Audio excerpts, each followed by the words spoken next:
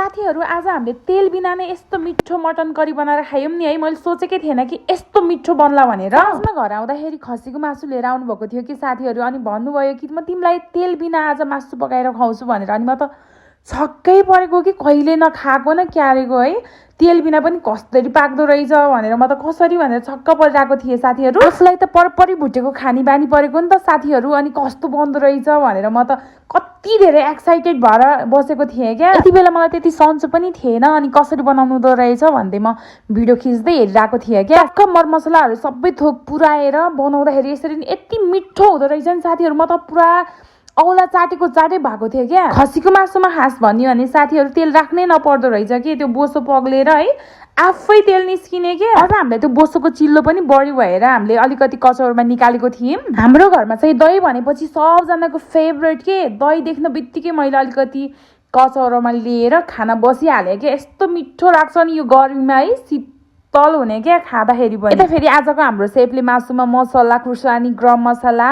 दही सब राखेर मचाक मुचुक मोलेर अनि म्यारिनेट गर्न छोडेर फेरि प्याज काट्दै हुनुहुन्छ क्या। हाम्रो घरमा चाहिँ यस्तो कुराहरू एक्सपेरिमेन्ट गर्ने फेरि उहाँ नै हुनुहुन्छ कि, उहाँले नै बनाएर खुवाउनुहुन्छ है नयाँ नयाँ कुराहरू। अनि हामी त एक्साइटेड भएर बस्छौँ साथीहरु। दहीमही भनेपछि कतिसम्म मरिहत्ते हुन्छ भनेर हाम्रो घरमा यो भिडियोमै देख्न सक्नुहुन्छ कि हामीले यो खोल पनि पखाली तखाली गरेर मोही निकालिरहेको थियौँ यसबाट। यता फेरि मुवाले दहीसँग सेलरोटी खाँदै हुनुहुन्छ कि साथीहरु है। यो सेलरोटी मैले साउनको 1 गते बनाएको थिएँ, यस्तो मिठो भएको थियो नि, तर भिडियो खिच्नै पाएन कि साथीहरु है। आफू भने काम पनि केही छैन अनि फुर्सद पनि कति छैन कि साथीहरु। यसरी नै मेरो दिनहरु बितिरहेको छ। म फेरि बोल्दा बोल्दै के बोल्न लागेछु कि साथीहरु। अनि यता बोल्दा बोल्दै मासु पनि पाकिसकेको थियो। यस्तो मिठो भएको थियो नि है। अनेस्टली भन्दा मलाई त तेलसँग पकाएको मासु भन्दा यसरी पकाएको चाहिँ यस्तो मिठो भएको थियो नि है। यता फेरि हामी आमा छोराले त रोटीसँग खान्छौँ भनेर मुवाले चाहिँ पिठो मुस्दै हुनुहुन्छ रोटी गराउनको लागि। मेरो लागि चाहिँ भात पाकेको थियो साथीहरु। मलाई चाहिँ रोटी भनेपछि त्यति खानु मन लाग्दैन कि है। आजकल त अलिअलि भए पनि खाने भएको छु,